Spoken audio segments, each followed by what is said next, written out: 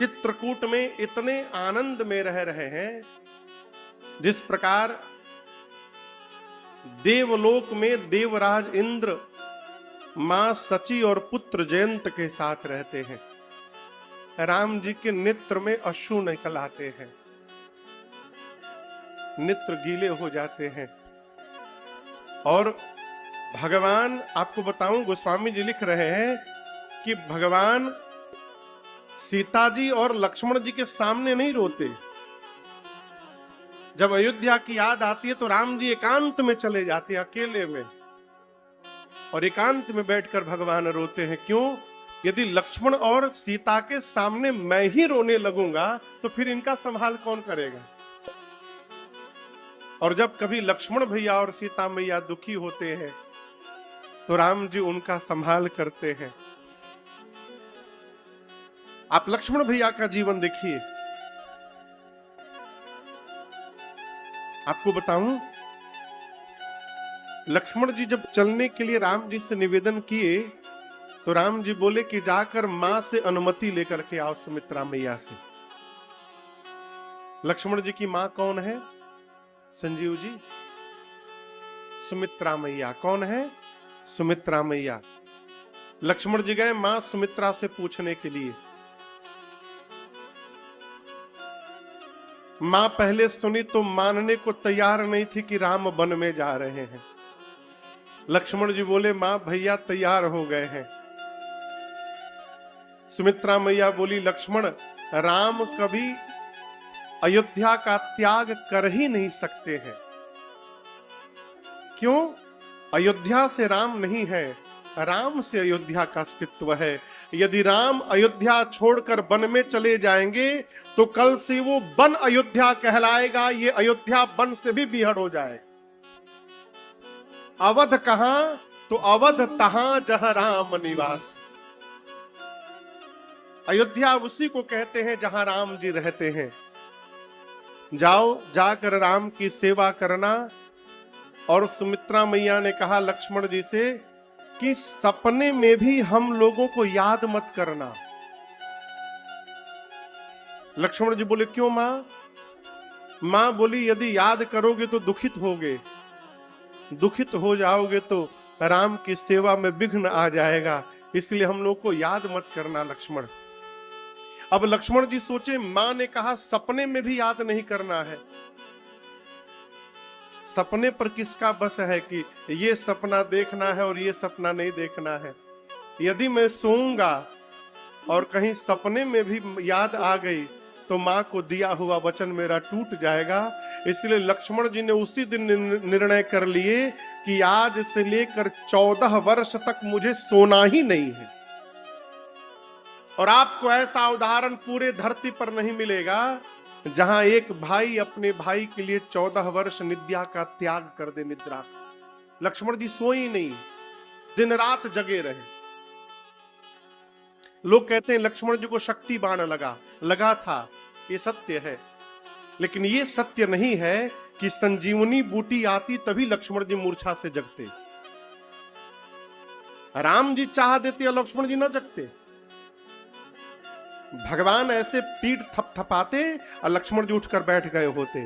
राम जी ने क्यों नहीं जगाया? राम जी सोचे मेरा भाई मेरे लिए 14 वर्ष से जगा हुआ है, अच्छा अवसर मिला है, कम से कम संजीवनी बूटी के बहाने मेरे लक्ष्मण को एक रात विश्राम करने का अवसर प्राप्त हो जाएगा। इसलिए राम जी ने लक्ष्मण जी को नहीं जगाया, सोते छोड़ दिया। गोस्वामी जी कहते हैं चित्रकूट में लक्ष्मण जी राम जी और सीता जी की सेवा कैसे कर रहे हैं। सेवहि लखाना सिय रघुबीर। जिस प्रकार अविवेकी पुरुष इस शरीर का श्रृंगार करता है, कौन सा शरीर? जो शरीर समाप्त होने वाला है, लेकिन ये सोचे बिना वो दिन रात इसी के श्रृंगार में लगा रहता है।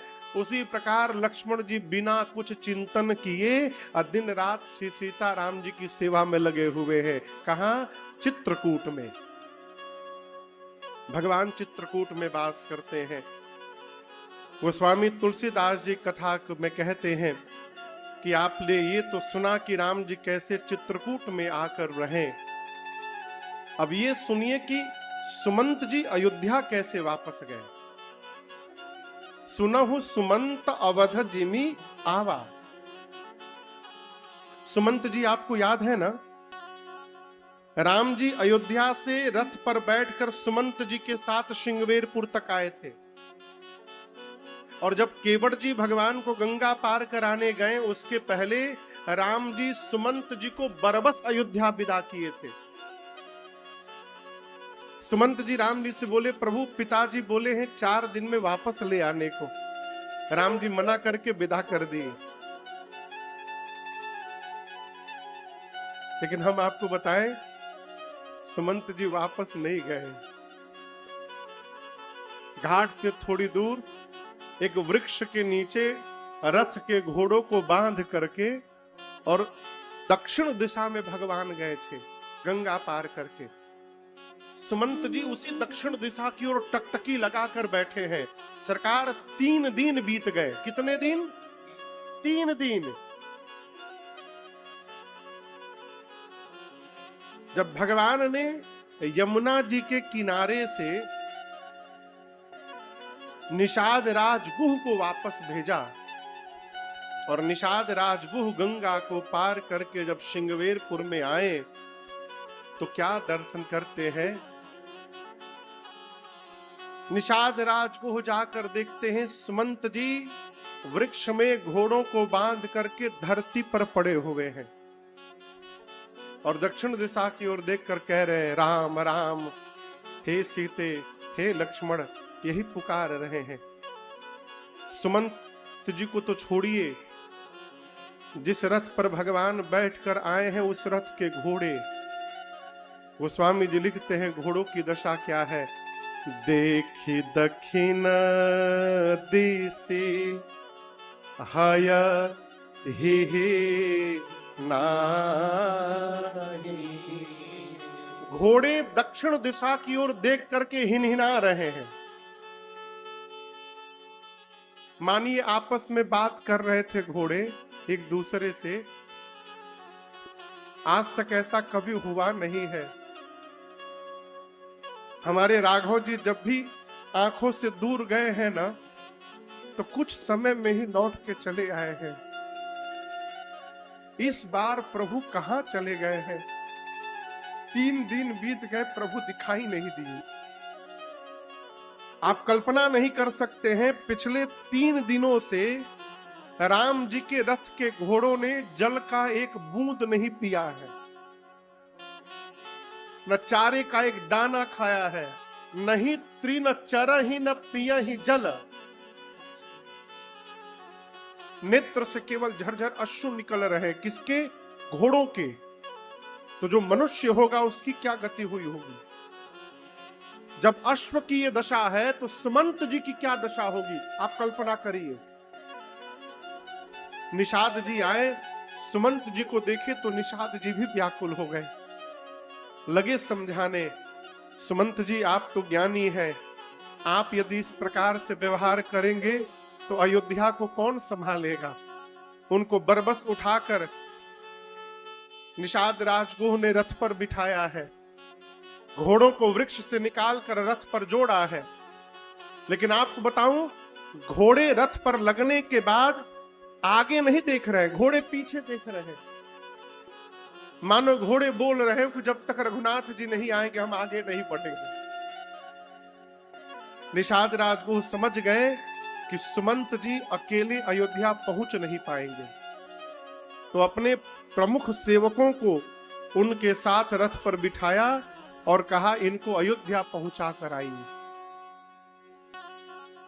बरबस घोड़ों को आगे बढ़ाया गया और रथ जैसे गंगा के तट को छोड़कर अयोध्या की ओर बढ़ा। गोस्वामी जी कहते हैं सुमंत जी अपने हाथ से अपने सिर के बाल को पकड़कर नोचने लगे। कहते हैं आहा मंद मन अवसर चूका, हे अभागे सुमंत तूने अवसर खो दिया। राम के वियोग में यदि तेरे शरीर से प्राण निकल जाता तो तू अमर हो जाता। अब इससे बड़ा कौन सा दुख तेरे जीवन में आएगा कि ये प्राण इस शरीर का त्याग करेगा। गोस्वामी जी यहां 3 उदाहरण दिए हैं सुमंत जी की क्या दशा हुई। जैसे मानिए कोई मनुष्य लगभग 40 साल अपने परिवार से दूर रहा हो, सरकार 40 वर्ष, और 40 साल में अपने जीवन में जो वो धन कमाया हो उस धन की पोटली बना के घर वापस लौट रहा हो। संजीव जी, घर जाने के पहले रास्ते में ही उसके जीवन भर की कमाई कहीं रास्ते में खो जाए तो जीवन भर की कमाई खोने के बाद उसको जिस प्रकार का पश्चाताप होगा वही पश्चाताप सुमंत जी के मन में हो रहा। कोई स्त्री जीवन भर पतिव्रत धर्म का पालन करे और उसके वृद्धावस्था में उसका पति बिना किसी कारण उस स्त्री का त्याग कर दे, उसके बाद उस स्त्री के मन में जो सोच होगा वो सुमंत जी के हृदय में है। कोई ब्राह्मण जीवन भर धर्म का पालन करे, धर्म से इतर एक क्षण मात्र भी जीवन का यापन न किया हो, ऐसा वृद्ध ब्राह्मण जिसके जीवन के अंतिम समय में वो इस आशा में बैठा हो कि मेरे परिवार का आकर मेरे मुख में कोई गंगा जल डालेगा, और मरते समय किसी ब्राह्मण के मुख में धोखे से कोई मदिरा लाकर डाल दे, और जब उस ब्राह्मण को ये पता चले कि मेरे मुख में मदिरा आ गया मरते समय, उस समय उसके मन में जो पश्चाताप होगा वही सुमंत जी के मन में हो रहा। चल रहे हैं, मन में कल्पना करते हैं महाराज आने की दशा में नहीं होंगे, कैकेयी तो आएगी ही नहीं, सुमित्रा आएंगी तो मैं समझा लूंगा, लेकिन सुमंत दिन भर चारा चरने के बाद जब शाम को बछिया अपने घर की ओर दौड़ती है तो उसकी आने की आहट पाकर खूंटे में बधी गाय जब हुंकार मारती है, उसी प्रकार मेरी आने की सूचना सुनकर यदि कौशल्या दौड़कर मेरे पास आकर पूछेगी मेरा राघव कहाँ है, तो मैं कौशल्या जी से क्या कहूंगा कि मैं उनके राघव को वन में छोड़ के चला आया। यही मन में कल्पना करते करते सुमंत जी तमसा नदी के किनारे पहुंचे। दिन का समय था, वहीं रथ को रुकवाया, सुमंत जी के सेवकों को, निषाद राजगुह के सेवकों को बरबस वापस भेजा और वहीं तमसा के किनारे बैठ गए। क्यों? दिन में नहीं जाऊंगा, ये कलंकी मुख दिखाने लायक नहीं है किसी को अयोध्या में। मैं राम को वन में छोड़ के आया हूं, मैं दिन में नहीं जाऊंगा, रात्रि के अंधकार में प्रवेश करूंगा।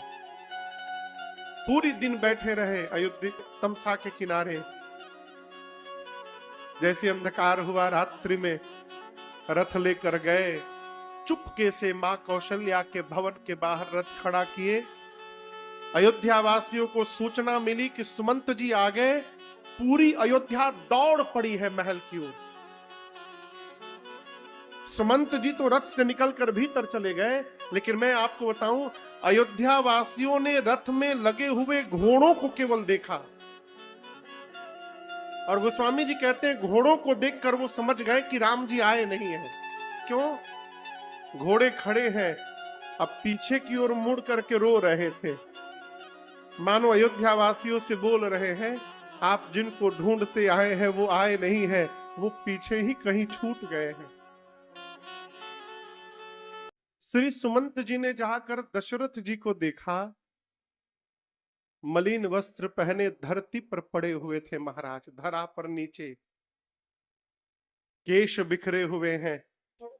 ऐसा लग रहा है किसी ने चंद्रमा के अमृत को निचोड़ करके और चंद्रमा को आकाश से उतार कर धरा पर रख दिया हो। महाराज केवल राम राम लक्ष्मण सीता, राम लक्ष्मण सीता यही जप रहे हैं।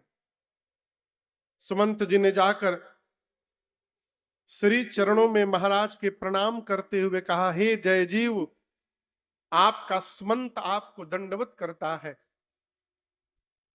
सुमंत शब्द जैसे कान में आया, महाराज तुरंत उठे और सुमंत जी को हृदय से लगाकर बोले, सुमंत कुछ मत बताना, सबसे पहले ये बताओ मेरे राम कुशल है ना?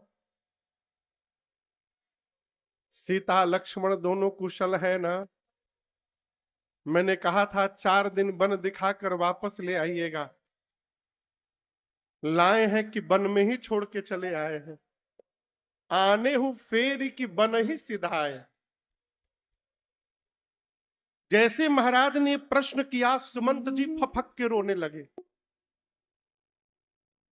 महाराज बोले, सुमंत मौन मत रहो, यदि तुम अपने महाराज को जीवित रखना चाहते हो तो सत्य बताओ, यदि राम लौट कर नहीं आए हैं तो जहां राम को छोड़कर आए हो वहां मुझे पहुंचा दो। यदि मैं वहां नहीं गया तो मैं अपने प्राण का त्याग कर दूंगा। सुमंत जी ने चरणों को पकड़ लिया, कहा महाराज धैर्य रखिए, आप तो ज्ञानी हैं, धर्म धुरंधर हैं, इस धरती पर राम को आपके अलावा कौन ठीक से जानता है।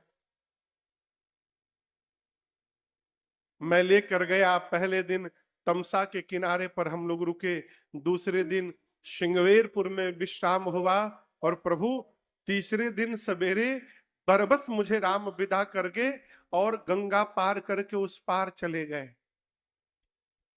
जाते समय मुझसे कहा कि पिताश्री से प्रणाम करके कहिएगा कि 14 वर्ष बाद राम स्वयं आकर उनके चरणों में प्रणाम करेगा। भरत लौट कर आए तो उनसे कहिएगा कि भरत राज सत्ता का नीति पूर्वक पालन करेंगे। महाराज सुनते गए सुनते गए। अचानक कौशल्या जी की दृष्टि गई, दशरथ जी के शरीर में गले के नीचे हलचल समाप्त हो गए। गोस्वामी जी कहते हैं महाराज का प्राण ऊर्ध्व गति में गया और ऊपर उठ करके कंठ में आके फंस गया। प्राण कंठगत भयउ उवालु।